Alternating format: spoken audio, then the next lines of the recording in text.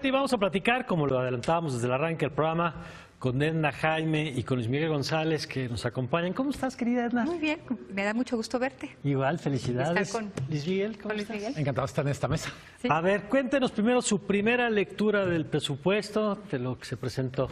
Pues mi primera lectura es pues, que se presentó algo que en papel cuadra. Ok. Sí lograron cuadrar los números. Se tuvo que hacer mucho movimiento dentro de los programas presupuestales, dentro del presupuesto para lograr cuadrar los números.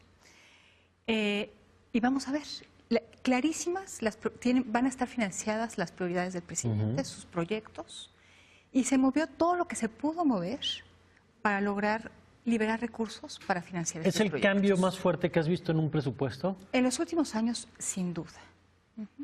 Habíamos visto cambios marginales, pero realmente lo que se hizo con este presupuesto, que fue liberar alrededor de 137,000 millones de pesos, parece poco, dada la gran cifra que son los 5 pero siempre puntos. que se decía que había muy poco margen para mover. Y ahora vamos a ver cuál es el efecto de estos cambios. A ver. Yo creo que hay distintos momentos. Ahorita las cuentas cuadran.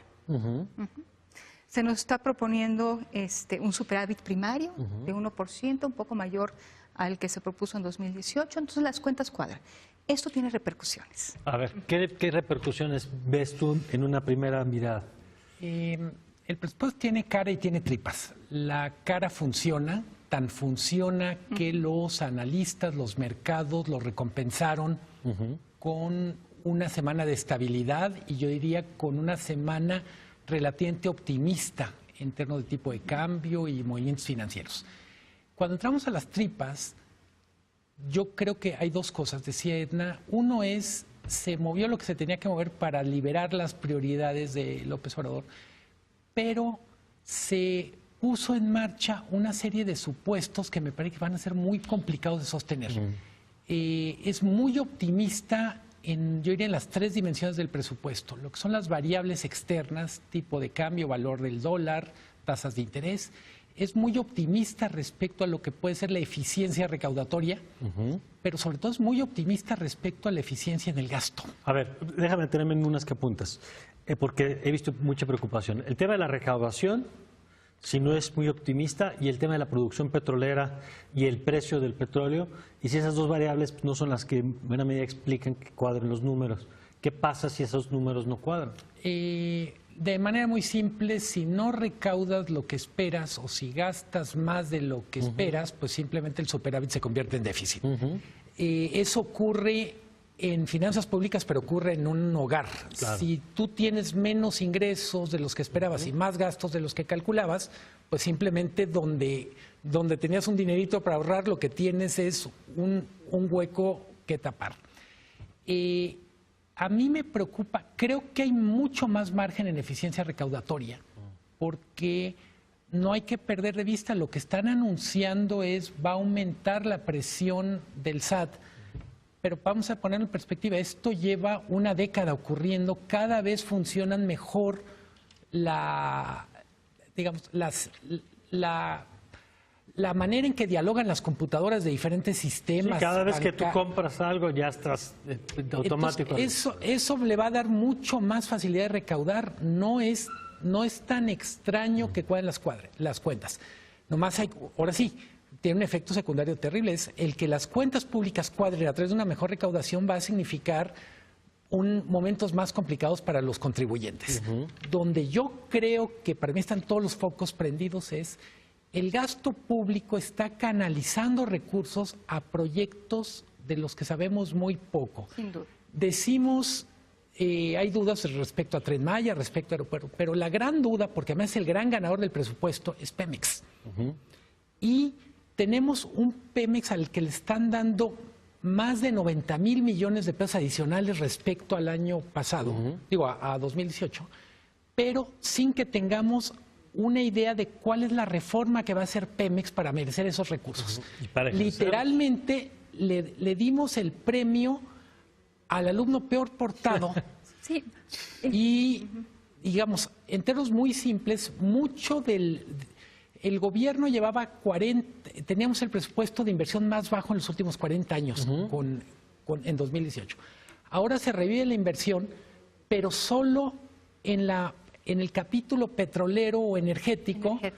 Y por ponerlo en términos futboleros, tenemos la pelota en el manchón de penal y tenemos que el penal, donde se va a definir el campeonato, lo va a tirar Pemex. Sí, yo creo que corremos el riesgo. Yo creo que este es un tema sumamente importante para el proyecto de Andrés Manuel. O sea, cómo lograr financiar sus proyectos. Lo logró en papel. Corremos el riesgo de que pasemos recursos de una bolsa de proyectos improductivos porque teníamos un gasto público con problemas, no estaban generando valor para los mexicanos. Que pasemos de bolsas de esta bolsa de proyectos improductivos a otra de proyectos improductivos.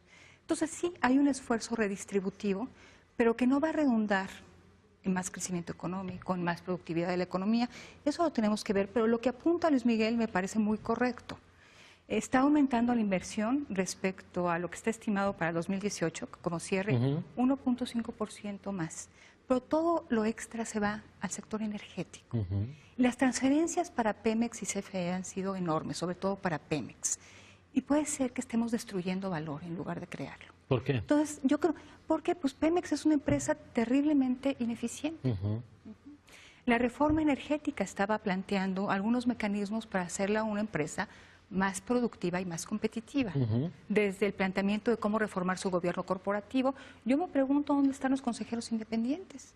Ellos tienen que decidir acerca de la inversión en las refinerías. Entonces, hay algunos temas que estaban en proceso, pero no creo, Mario, yo creo que la reforma energética va para atrás. Todo este modelo de empresa productiva del Estado, con un gobierno corporativo, con consejeros independientes, pues se lo están pasando de largo. O sea, quiero ver cuál va a ser la dinámica entre las decisiones del presidente y el Consejo de Pemex. Ahora, sí. En términos políticos, porque hay varias lecturas. Entonces entiendo que en términos políticos, por lo que nos dicen, es el presidente cumplió lo que quería hacer, le apuesta a su visión de país, que pasa por tener a Pemex como protagonista. Así es. Pero decían ahorita, pero no va a crecer la economía, y ese me parece un tema central en términos del efecto fuerte para el conjunto de la economía, más allá del gasto. Hay tres factores que vamos a poner lo que son en este momento nubarrones para la economía en 2019. El primero es internacional y no hay nada que hacer desde México más que prudencia y eficiencia. Estados Unidos se va a desacelerar, se está descomponiendo muy rápido los pronósticos de crecimiento, por ejemplo, respecto a China, a Alemania. Entonces, es el peor año desde el 2008 en que hubo crisis en términos de pronósticos. El siguiente aspecto tiene que ver con el gobierno, por razones obvias, va a tener un protagonismo en la actividad económica, regulando, invirtiendo, cambiando de prioridades, y normalmente el primer año implica una curva de aprendizaje. Hemos hablado solo del presupuesto, pero también los mensajes que llevamos en estas primeras semanas es un cambio de las reglas del juego en la regulación. Sector financiero, sector minero, en la infraestructura, la cancelación o el congelamiento de las APPs, asociaciones público-privadas. ¿Por qué es relevante esto? Vamos a tener un gobierno aprendiendo a gobernar, a una sociedad y a un sector privado aprendiendo a dialogar con el gobierno, pero eso normalmente, esa combinación va a generar un congelamiento de la inversión privada. Para el arranque de este primer año, por lo entonces, yo diría, sería un milagro que pasemos de una situación donde todo el mundo está muy cauteloso respecto a si invertir o no, a una situación donde pasáramos al entusiasmo. Yo diría, el entusiasmo que genera López Obrador en lo político, que se revela en las encuestas, contrasta con el nerviosismo que genera en los inversionistas. Y no me refiero a grandes inversionistas extranjeros, me refiero incluso a decisiones de consumo hasta personales. Pymes y hogares. Tenemos algunos meses donde la venta de autos nuevos está mandando señales muy preocupantes. Así es. El Autos nuevos es probablemente el barómetro del optimismo de la Y clase entiendo media. que este diciembre particularmente está muy por debajo de diciembres anteriores. El barómetro del optimismo de clase media se expresa muy bien en la venta de autos, y lo que nos está diciendo la clase media no ve 2019 con ganas de endeudarse. Claro, y ese es un buen indicador. Finalmente, temas a seguir, Edna, en los próximos días. La ejecución de este presupuesto. Hay algunas cuestiones que ya preocupan, ¿no? Todo lo que tiene que ver con obra pública, nosotros nos hemos dedicado a observar obra pública, tenemos un observatorio de grandes proyectos de infraestructura y los anuncios de cómo se van a ejecutar me preocupan. Hemos tenido, es regular que cuando invertimos en infraestructura física tengamos sobrecostos y tiempos muy, muy prolongados para la entrega de una obra, que se deben a que se planean mal, no están completos los proyectos ejecutivos, etcétera, y no creo que vaya a haber ninguna modificación en este sentido. Al contrario, están hablando de que mecanismos extraordinarios de contratación, como es la contratación en entes públicos, pues va a ser más que la excepción lo regular. Estamos escuchando que el ejército se va a hacer cargo de obras de Santa Lucía, etcétera, etcétera. Entonces sí me preocupa la parte de la ejecución. Hay que ver qué tanto dolió al aparato público, a su funcionalidad. Claro, para ver cómo funciona. Tanto recorte. Claro. Tenemos equipos nuevos, pero además sí le dieron un golpe a las estructuras burocráticas. Claro. Y vamos a ver qué efectos. En términos de Claro. el SAT, una institución que ha ido profesionalizando a lo largo de los años y parece que se está desmantelando, y ciertamente sin una reforma fiscal donde está el margen para incrementar ingresos es en la capacidad de recaudación del Estado, sí tienes un aparato que funcione. Pues les vamos a estar dando mucha lata las próximas meses. Muchas gracias, semanas. Mario. Será un placer. Gracias, Luis Miguel. Gracias, Edna. Como siempre, Muchas felicidades gracias, a los Mario. dos. Muchas felicidades. Y vamos a una pausa.